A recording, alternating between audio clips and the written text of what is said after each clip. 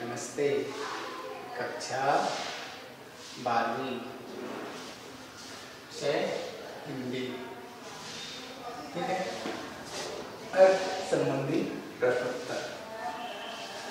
प्रश्न 1, बिना बुझाए कौन महकता है और कब तक? उत्तर, बिना बुझाए कविता महकता है, कविता के अंत तक महकती है। प्रश्न 2, कविता एक खिलना और फूलों के बहाने इसका क्या आशय है?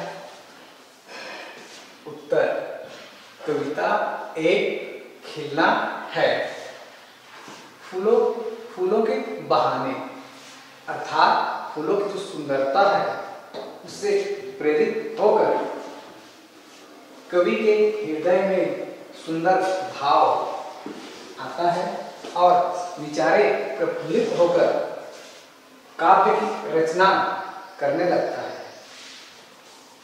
प्रश्न 3, कविता और फूल दोनों का अस्तित्व में क्या भिन्नता है? उत्तर, कविता और फूल दोनों के अस्तित्व में भिन्नता है कि फूलों का खिलना बाद में मनमोहक खुशबू देना के साथ एक निश्चित जीत रहती है और तब तक मुरझाए जाते हैं।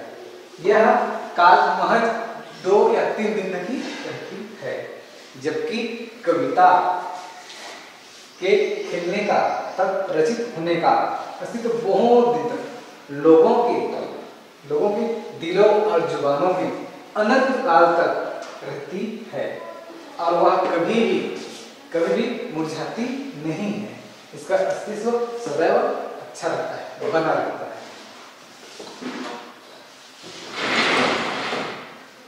प्रश्न 4, कविता का खिलना फूलों से क्यों नहीं जानता? ठीक है। उत्तर, कविता का खिलना फूल इसलिए नहीं जान पाता क्योंकि वह जीवित एक सीमित रहेगा।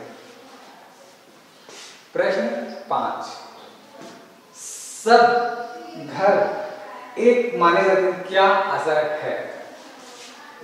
उत्तर, सब घर एक देने के भाव अर्थात सब घरों को भेद अलग मिटाकर सबको एक समानता ये रस्ती स्थापित करती है।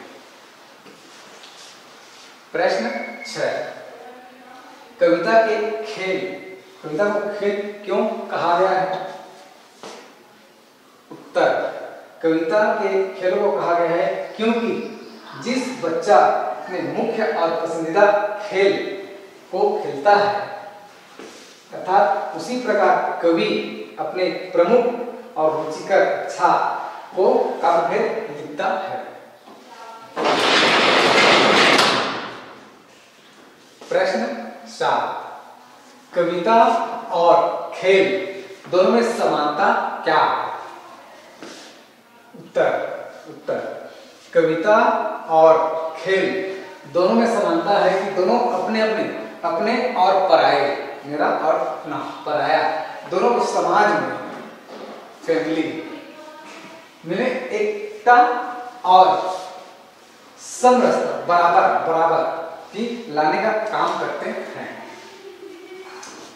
प्रश्न 8, खेल में बच्चे क्या विशेष काम करते हैं?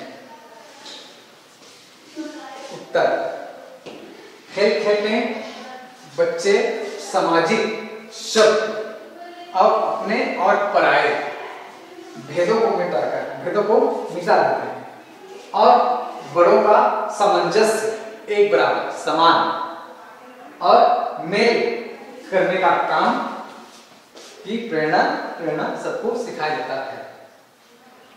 प्रश्न 9, कविता की उड़ान कौन नहीं समझ पाता? उत्तर, कविता की उड़ान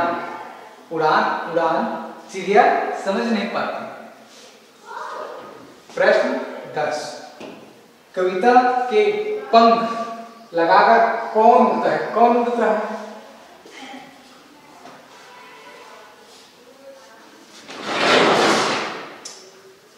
उत्तर, कविता और चिड़िया पंख लगाकर कवि उड़ता है। कवि उड़ता है। प्रश्न 11, कविता और चिड़िया में क्या समानता है? उत्तर, कविता और चिड़िया दोनों में उड़ान की होती है।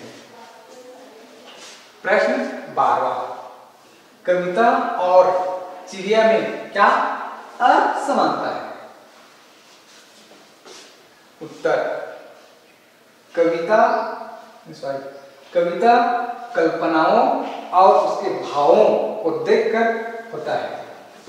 अनंत आकाश में उड़ाने भरता है, जबकि चिड़िया एक वास्तविक सच्ची अपने शारीरिक पंखों के सीमित स्थान पर ही उड़ान करती है। Thank you.